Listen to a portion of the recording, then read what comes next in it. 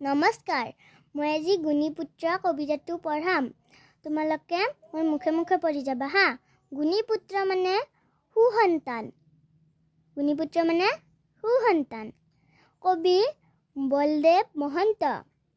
মূৰ্খ পুত্ৰ হৈ যদি 100 বা 1000, সিহঁতৰ পৰা নাই একো উপকাৰ। যেনে শস্য ক্ষেত্ৰে জন্মি বনৰীয়া বন, কৃষকৰ অপকাৰ কৰে অগণন। যি বংশত সৎ মূৰ্খ বহু পুত্ৰ হয়, সি বংশৰ নাম হয় অৱশ্য বিলয়। যথা সৰবৰে শোভে প্ৰফুল্ল কমল, গুণী পুত্ৰগণে কৰে বংশক উজ্জ্বল।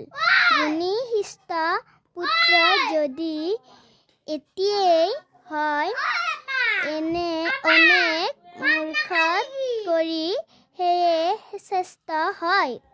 এক চন্দ্ৰে জগতৰ অন্ধকাৰ হৰে, অসংখ্য তৰাই তেনে কদাচ নোৱাৰে। আজিৰ বাবে ইয়াতে সমাপ্ত। আপোনালোকৰ যদি ভিডিঅ'টো ভাল লাগিল, লাইক কৰিব, ছাবস্ক্ৰাইব কৰিব। Bye bye.